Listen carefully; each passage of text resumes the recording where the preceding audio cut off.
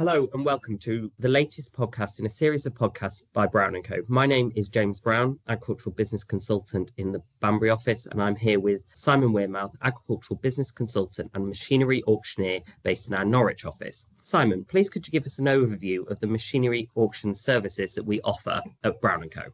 Thanks, James. Yeah, if I can start by just giving you a small potted history, I think important to remember that Brown&Co have been well established in the machinery auctions sector for nearly 40 years now, originally offering traditional dispersal sales on behalf of long-standing clients, but developing further as we spread geographically to even the point of conducting a machinery auction in Poland. But since 2014, we've pioneered the use of internet bidding with our very first national online timed auction.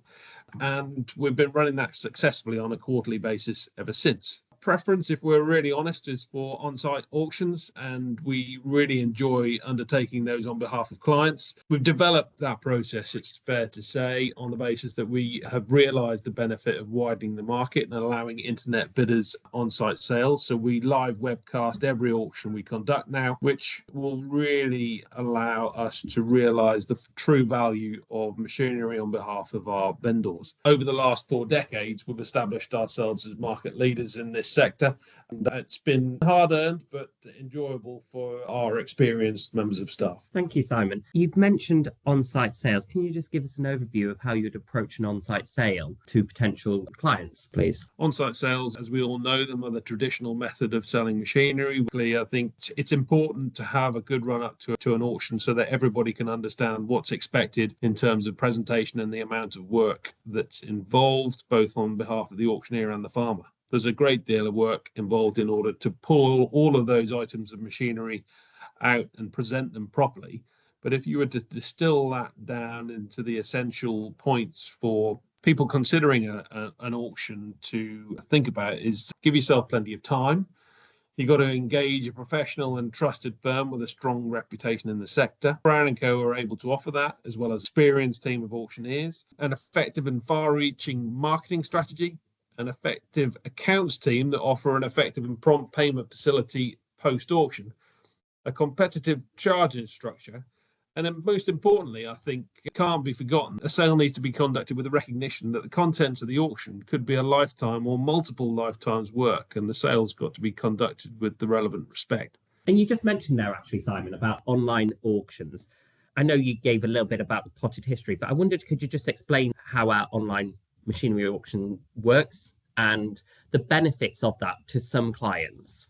Yeah, I think just to give you a bit more background there, the reasoning behind the invention of that sale was to cater for those clients who have 1 or 2 lots or even multiple lots, but insufficient to generate or justify their own on-site auction. So as opposed to them having to load their machinery onto a lorry and take it to a collective site and potentially it not being sold and have to cart it home, this facility allows vendors to wash down some pieces of machinery, take some photos, possibly take some videos, submit them to us. We then undertake a national advertising campaign, and this is on a quarterly basis, so there are 4 sales a year, and we stand the entire advertising cost for those auctions. I think once we get to that point, the sale window or the bidding window is open for 10 days. So we've got the run-up in the advertising process and then a 10-day bidding window. As soon as an auction lot is uploaded onto the site, then interested parties can contact us, ask some questions. We can give them the vendor's telephone number. They can then answer questions themselves or arrange a mutually convenient time for an interested party to come and view the lot on the basis that they then go back to their computer to bid. At the conclusion of a 10-day bidding window, subject to a lot meeting the vendor's reserve, we invoice for the lot. As soon as we've got cleared funds in the account, we give both parties the collection details and the green light for collection to happen. And then as soon as we have the sale proceeds for all lots in the bank, then we remit direct to the vendor. So it's a swift and well-established process, but critically, the reserve is set from a vendor's point of view. The sale operates on a no sale, no fee basis. So subject to a reasonable reserve being set, there will be no cost to the vendor at all if something doesn't sell. where we charge our commission and deduct that from the sale proceeds, and you're normally paid within 10 to 14 days of the close of the sale. And then all of the haulage costs to remove the lot from the farm are down to the buyer. And I assume with the online auction, it's really important to have a large database of potential clients. I just wondered if you could just explain our database in terms of numbers and the reach of those people. Got tens of thousands of people on our database, the majority of which have been regular buyers over the last 2 to 5 years, dipping into different auctions depending on which is their particular area of their market. And in addition to our own database of buyers, we've got buyers that registered on our platform for the online facility. We use a platform called ATG, and they have many thousands of buyers already registered on their facility, which can then get notifications about the auctions that we're undertaking. So they may be registered there to look at classic cars or plant and machinery, but when something comes up in one of our auctions, which are generally more diverse, then they will get notified about those lots as well.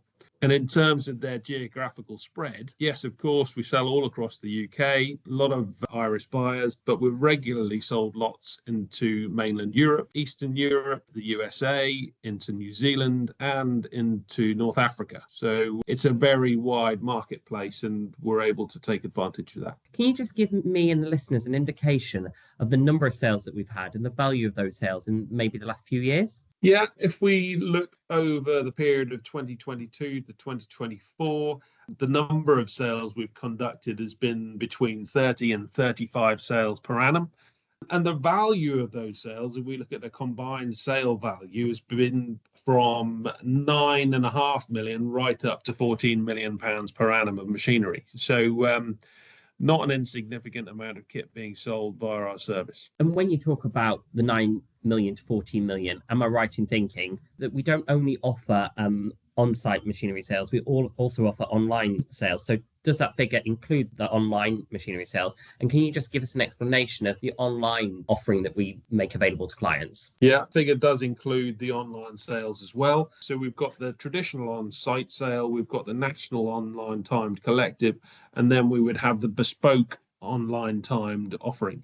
And that is critically for those people who, as you say, might not have sufficient lots to generate their own bespoke on site, but would prefer to have the recognition of their own genuine dispersal rather than have it mixed into the large online collective. We can do that. The only difference there is that there's obviously the marketing costs of the sale, which will be the responsibility of the vendor.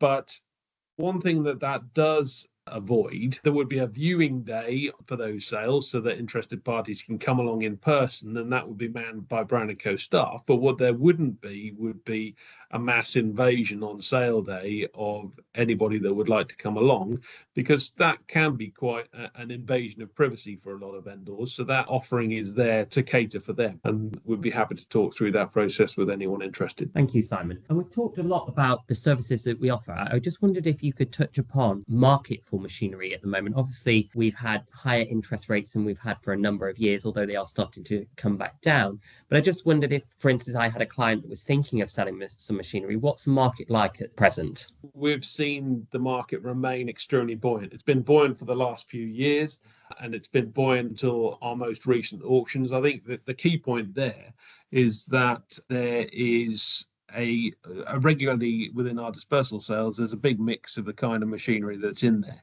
It can definitely be seen in our statistics that the well-maintained lower hour machines, as you would expect, extremely buoyant market, and that's on the back of new prices, cost of finance, etc., for all those reasons. But there are farmers who are out there in the business of farming who want to carry on farming, thank goodness, and they are definitely in the market for that quality kit.